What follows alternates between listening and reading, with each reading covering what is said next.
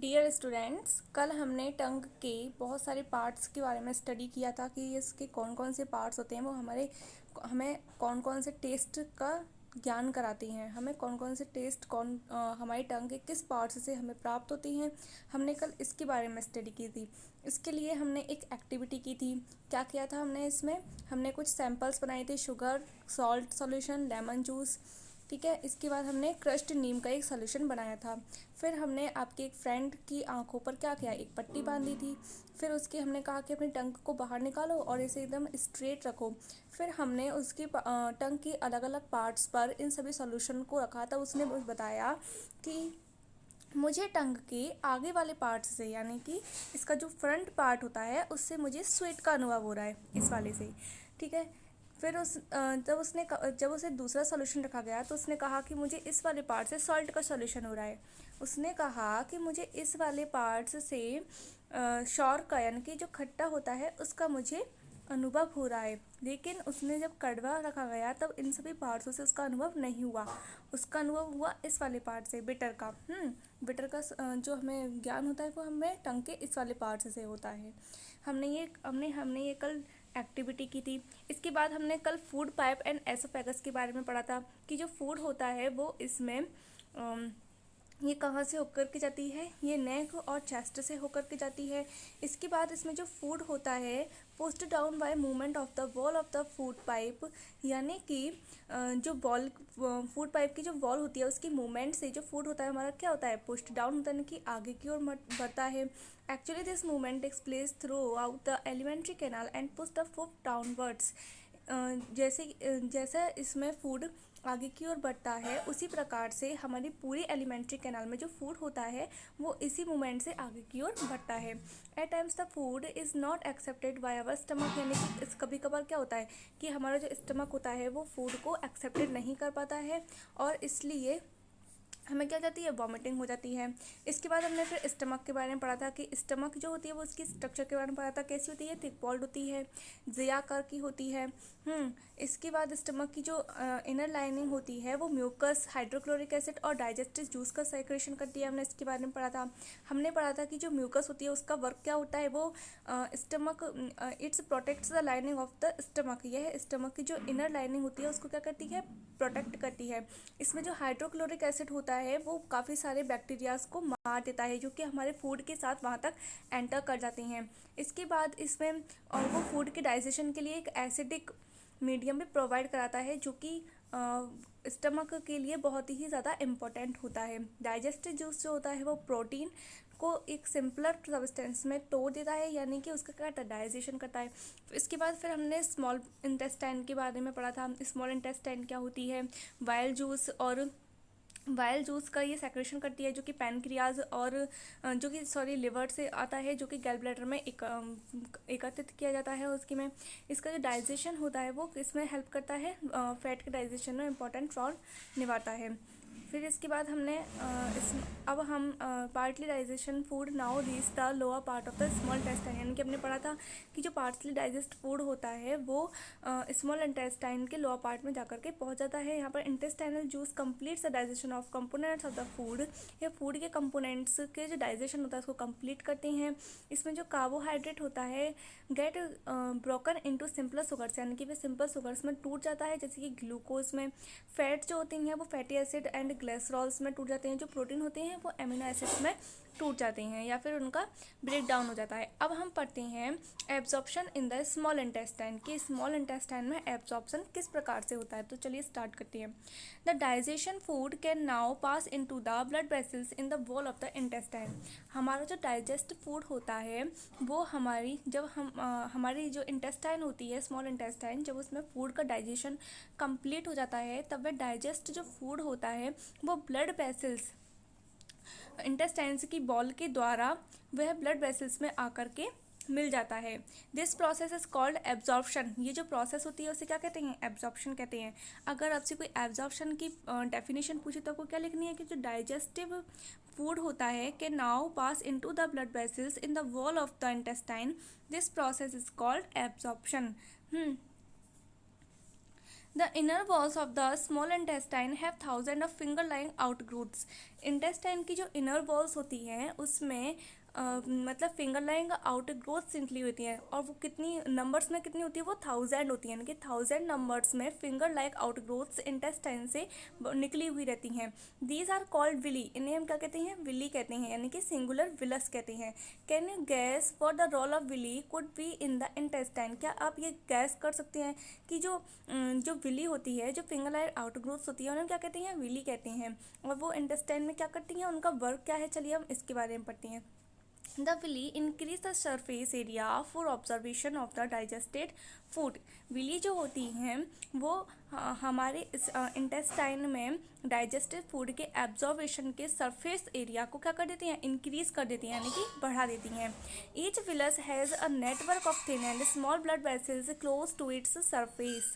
प्रत्येक विलस जो होती है has a network of thin and small blood vessels. वो क्या होती है, उसके पास में एक थिन और स्मॉल ब्लड वेसल्स का एक नेटवर्क होता है, यानी कि एक जाल होता है, क्लोज टू इट सरफेस, जो कि इसकी सरफेस से जुड़ा हुआ होता है, क्लोज रहता है. The surface of the villi absorb the digestive food materials. और विली का जो सरफेस होता है वो डाइजेस्टिव फूड मटेरियल्स को क्या कर लेती हैं, एब्जॉर्ब कर लेती हैं. The absorbed substance are transported via the blood vessels to different organs of the body where they are used to build complex substance such as the proteins required by the body.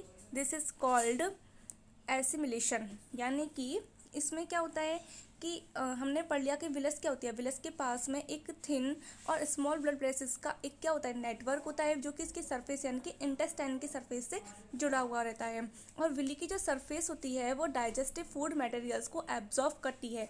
किसको absorb करती है, वो digest food material जैसे कि protein, carbohydrate, fat, इन सबको वो क्या करती है, एब्जॉर्ब कर लेती है. इसके बाद ये जो एब्जॉर्ब सब्सटेंस होती हैं वो ब्लड वेसल्स के द्वारा विया द ब्लड वेसल्स मतलब ब्लड वेसल्स के द्वारा हमारे बॉडी के प्रत्येक पार्ट तक उनका क्या हो जाता है, ट्रांसपोर्टेड हो जाता है, यानी ट्रांसपोर्ट हो जाते हैं वो of the body where they are use to build complex substance, जहाँ पर उनका यूज़ एक कॉम्प्लेक्स सब्सटेंस जैसे कि protein required by the body, protein बनाने के लिए किया जाता है.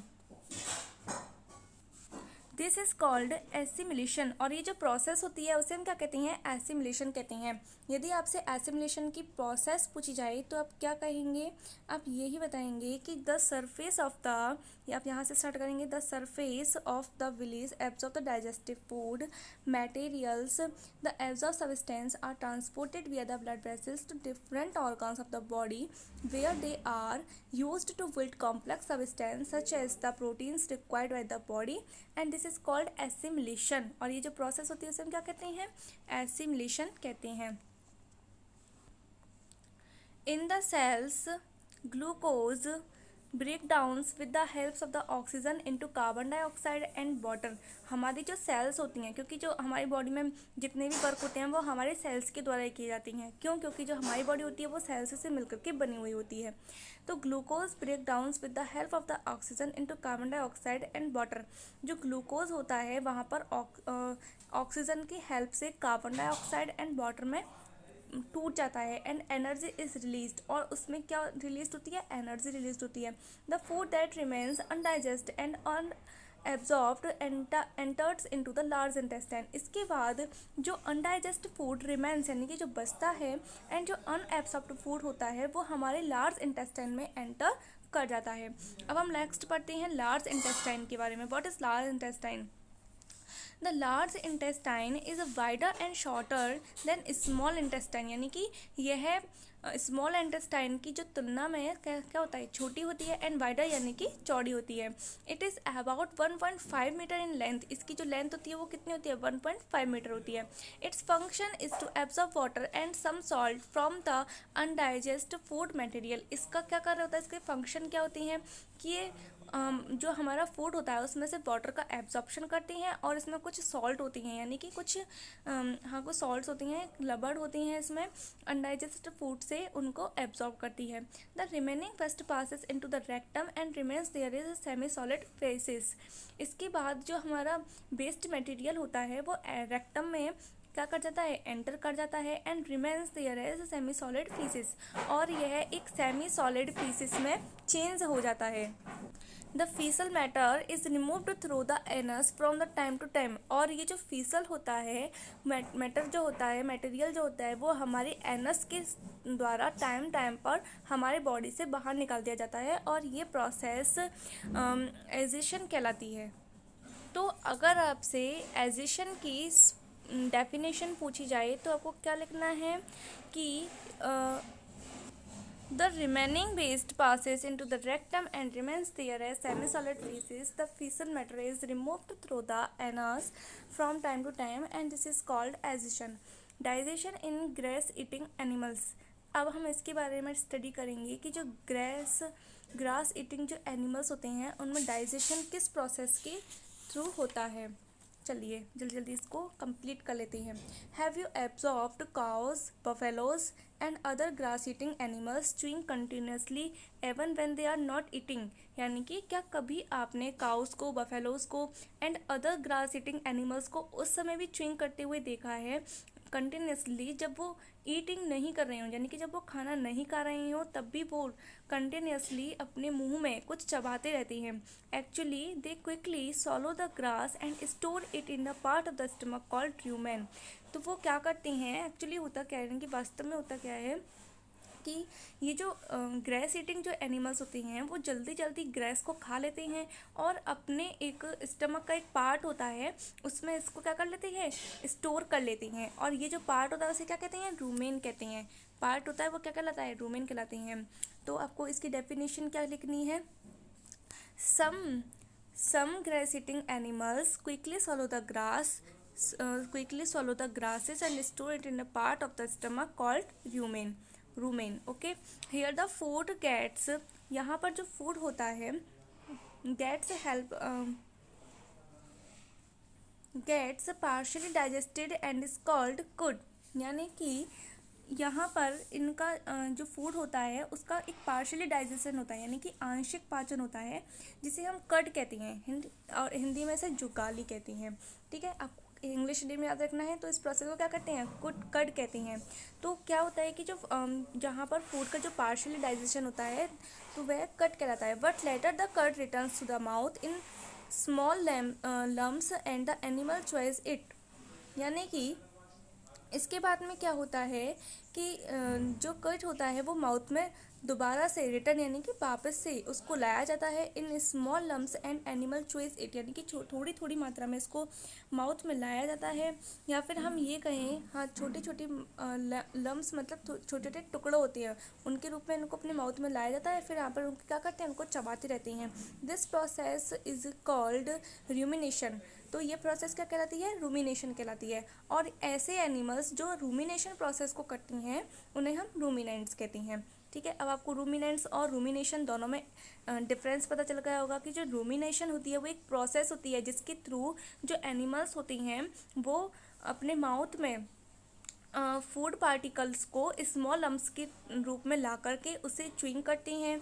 ये जो प्रोसेस होती है उसे रूमिनेशन कहते हैं। और जो एनिमल्स रूमिनेशन की प्रोसेस करते हैं उन्हें हम रूमिनेंट्स कहते हैं। जो ग्रास होती है इज रिच इन सेलुलोज, यानी कि उसमें सेलुलोज की मात्रा बहुत ज़्यादा होती है। और टाइप ऑफ कार्बोहाइड्रेट, ये कार्बोहाइड्रेट का एक टाइप होता है। In ruminants like cattle, deer etc bacteria presented rumen helps in digest of cellulose, यानी कि जो ग्रेस ईटिंग जो एनिमल्स होते हैं जैसे कि कैटल, डियर, काउ, बफेलो, इनकी जो रूमेन होती हैं उसमें कुछ बैक्टीरिया प्रेजेंट होती हैं जो कि सेलुलोज को के डाइजेशन में हेल्प करती हैं। Many animals including humans can not digest cellulose. अब बात आती है कि काफ़ी सारे एनिमल्स जिसमें ह्यूमन भी इंक्लूड्स होती हैं वो सेलुलोज का डाइजेशन नहीं कर पाती हैं। क्यों नहीं कर पाती हैं, क्योंकि उनमें रूमेन जैसे स्ट्रक्चर नहीं पाई जाती है और ना ही उनमें सेलुलोज का डाइजेशन करने के लिए कोई बैक्टीरिया प्रेजेंट होते हैं।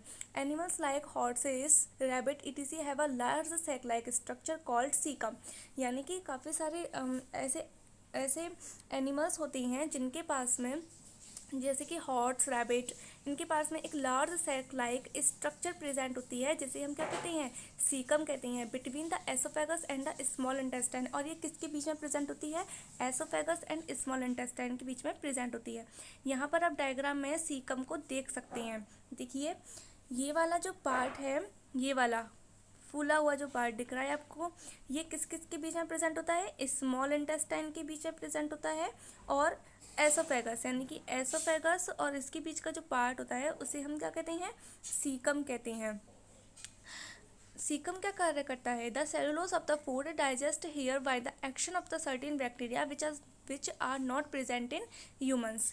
तो इस सीकम में उस सेलुलोज का डाइजेशन किया जाता है, किसकी हेल्प के द्वारा, बैक्टीरिया की हेल्प के द्वारा, जो कि ह्यूमंस में प्रेजेंट नहीं होते हैं। इसलिए जो ह्यूमन होते हैं वो सेलुलोज का डाइजेशन नहीं कर सकते हैं। क्या आप घास फूस खा सकते हैं, नहीं, आप गैस नहीं खा सकते, क्योंकि आप उसे अपने स्टमक में इसका डाइजेशन नहीं कर सकते हैं, क्योंकि इनका जो डाइजेशन होता है वो एक स्पेशल टाइप बैक्टीरिया के द्वारा होता है, बैक्टीरिया के थ्रू होता है, जो कि हमारी बॉडी में एब्सेंट होती हैं। So far you have learned about animals which possess a digestive system. इसलिए यहाँ पर आपने एनिमल्स के डाइजेशन सिस्टम के बारे में जान लिया है। But there are many small organism which do not have a mouth and a digestive system. लेकिन काफ़ी सारे ऐसे स्मॉल ऑर्गेनिज्म होती हैं या माइक्रो ऑर्गेनिज्म होते हैं। माइक्रो ऑर्गेनिज्म मतलब जिन्हें हम अपनी आंखों से नहीं देख सकते, उन्हें हम माइक्रोस्कोप से देख सकते हैं। They are called micro organism. ठीक है, तो उनमें क्या होता है कि ना तो उनमें माउथ प्रेजेंट होता है और ना ही उनमें एक डाइजेस्टिव सिस्टम प्रेजेंट होता है। देन तब how do they acquire the digestive food. तो वे अपने फूड, डाइजेस्टिव फूड को कैसे एक्वायर करती हैं, यानी कि वो अपना फूड किस प्रकार से प्राप्त करती हैं। In the section flow you will learn another interesting way of food intake. हम नेक्स्ट टॉपिक में यानी कि 2.4 feeding the digestion in amoeba में हम ये पढ़ेंगे कि ये जो माइक्रो ऑर्गेनिज्म होती हैं वो फूड को किस तरीके से इनटेक करते हैं अपनी बॉडी में। चलिए अब हम अमीबा के बारे में पढ़ते हैं। अमीबा जो है वो एक माइक्रोस्कोपिक सिंगल सेल्ड ऑर्गेनिज्म है। कैसा है ये, सिंगल सेल, मतलब एक ही सेल से मिलकर के बना हुआ ऑर्गेनिज्म है। फाउंड इन पॉन्ड वाटर, ये वाटर वगैरह में प्रेजेंट होता है, बट ये हमें अपनी आंखों से दिखाई नहीं देता, हम इसे माइक्रोस्कोप में स्टडी कर सकते हैं। Amoeba has a cell membrane, इसके पास में क्या होती है, एक सेल मेम्ब्रेन होती है। सेल मेम्ब्रेन यानी कि इसकी जो आउटिंग कवरिंग है इसको हम क्या कहते हैं, सेल मेम्ब्रेन कहते हैं। और राउंडेड डेंस न्यूक्लियस, और इसके पास में एक राउंडेड डेंस यानी कि एक गोल and dense nucleus and many small bubble like vacuoles present होते हैं इन इट्स साइटोप्लाज्म। इसका जो ये अंदर वाला पार्ट होता है इसको हम क्या कहते हैं, साइटोप्लाज्म कहते हैं। इसमें ये जो ब्राउन कलर की स्ट्रक्चर है ये न्यूक्लियस होती है। इसके अलावा इसमें काफ़ी सारे वैक्यूल्स प्रेजेंट होते हैं। ये जो दिख रहे हैं आपको, इन्हें हम क्या कहते हैं, वैक्यूल्स कहते हैं। Amoeba constantly changes its shape and position. जो अमीबा होता है वो लगातार अपनी शेप एंड पोजीशन को चेंज करता रहता है। वो किसकी वजह से होता है, वो इसमें पाए जाने वाली सेल मेम्ब्रेन के कारण होता है। बिकॉज सेल मेम्ब्रेन जो होती है वो एक बहुत ही थिन और एक स्मूथ लेयर होती है। तो सेल मेम्ब्रेन कैसी लेयर होती है, एक थिन एंड स्मूथ लेयर होती है, जिसकी हेल्प से ये अपनी शेप को और अपनी पोजीशन को चेंज कर सकता है। इट पुशेस आउट वन और मोर फिंगर लाइक प्रोजेक्शंस। इसके पास में एक या एक से अधिक फिंगर लाइक प्रोजेक्शंस प्रेजेंट होती हैं, जिन्हें हम सूडोपोडिया कहते हैं, या फिर हम क्या कहते हैं, उन्हें फॉल्स फीट कहते हैं। फॉल्स फीट मतलब उसके पास फीट प्रेजेंट नहीं होते हैं, लेकिन हमें वो दिखाई देती है, इसलिए हम उन्हें फॉल्स फीट कहते हैं। For movement and capture food, movement के लिए और कैप्चर फूड यानी कि फूड को कैप्चर करने के लिए और मूवमेंट के लिए उसमें सूडोपोडिया या फॉल्स फीट पाए जाती हैं। और ये वाले जो दिख रहे हैं आपको, इन्हें हम क्या कहते हैं, फॉल्स फीट कहते हैं। Amoeba feeds on some microscope organism, यानी कि अमीबा जो होता है वो अपने से बड़े ऑर्गेनिज्म को नहीं खा सकता है। बिकॉज क्यों नहीं खा सकता है, क्योंकि वो खुद एक माइक्रो ऑर्गेनिज्म है, इसलिए वो किसको खाता है, कुछ माइक्रोस्कोपिक ऑर्गेनिज्म को ही वो ईट करता है। व्हेन इट सेंसेस फूड, जब ये फूड को ग्रहण करता है, यानी कि इट्स सेंसेस फूड, यानी कि जब ये फूड को ग्रैंड करता है, ग्रैंड मतलब जब उसे आभास होता है कि हाँ कोई फूड पार्टिकल्स उसके पास में आ रहा है। It pushed out pseudopodia around the food particles and engulfs it, यानी कि फिर वो क्या करता है, सूडोपोडिया को इसके चारों ओर यानी कि फूड पार्टिकल के चारों ओर से बांध लेता है एंड इनगुल्फ्स इट, और इसे वो क्या कर लेता है, इसे वो निकल जाता है। इनगुल्फ्स मतलब निकल जाता है। The food becomes trapped in a food vacuoles, फिर जो फूड होता है वो फूड वैक्यूल्स में उसे ट्रैप कर लिया जाता है, यानी कि पकड़ लिया जाता है। Digestive juice are secreted into the food vacuoles, food vacuoles में क्या प्रेजेंट होती हैं, डाइजेस्टिव जूस का सेक्रेशन होता है। They act on the food and break it down into simpler substance, ये क्या कार्य करती हैं कि फूड जो भी उसने अंदर लिया है उसका वो क्या करते हैं, डाइजेशन करते हैं, उसे वो सिंपलर सब्सटेंस में तोड़ देते हैं, ब्रेक कर देते हैं। Gradually the digested food is absorbed, इसके बाद में जो डाइजेस्टिव फूड जो होता है वह ग्रेजुअली उसका क्या होता है, एब्जॉर्प्शन हो जाता है, मतलब धीरे धीरे उसका एब्जॉर्प्शन हो जाता है।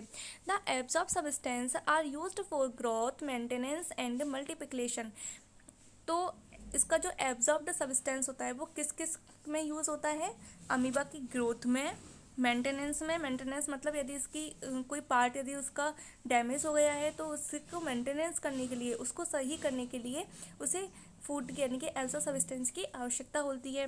एंड मल्टीप्लिकेशन यानी कि बहुगुणन, बहुगुणन मतलब इनकी अपनी ही सेल से काफ़ी सारे सेल बनाने के लिए उसे एब्जॉर्ब सब्सटेंस की आवश्यकता होती है। The undigested residue of the food is expelled outside by the vacuole, जब अनडाइजेस्ट फूड बचता है, रेसिड्यू बचता है, तो उसे वैक्यूल के द्वारा बॉडी से बाहर निकाल दिया जाता है और अदर पार्ट्स से। The basic process of digestion of food and release of energy in the same in all animals, यानी कि जब फूड का जो डाइजेशन होता है उनका जो प्रक्रम होता है, जो प्रोसेस होती है, वो सभी बॉडीज सभी एनिमल्स में सेम होती है। In a later chapter you will learn about the transport of food absorb by the intestine of the various part of the body. इसके बाद आप अगले चैप्टर में यानी कि नेक्स्ट चैप्टर में इंटेस्टाइन के द्वारा जो एब्जॉर्ब्ड फूड मटेरियल्स होती हैं उनका शरीर के यानी कि बॉडी के काफ़ी सारे पार्ट्स में हम ट्रांसपोर्टेशन के बारे में पढ़ेंगे कि वो कहाँ कहाँ ट्रांसपोर्ट होती हैं, उनका क्या वर्क होता है। ठीक है, आपको क्वेश्चन आंसर्स भेज दिए जाएंगे, उन्हें आप कंप्लीट कर लीजिएगा। यहाँ पे आपके क्वेश्चन आंसर्स दिए गए हैं, इन्हें मैं कंप्लीट करके आपको सेंड कर दूँगी। उसके बाद आप इन्हें कॉपी में ज़रूर कर लीजिएगा। And thank you very much.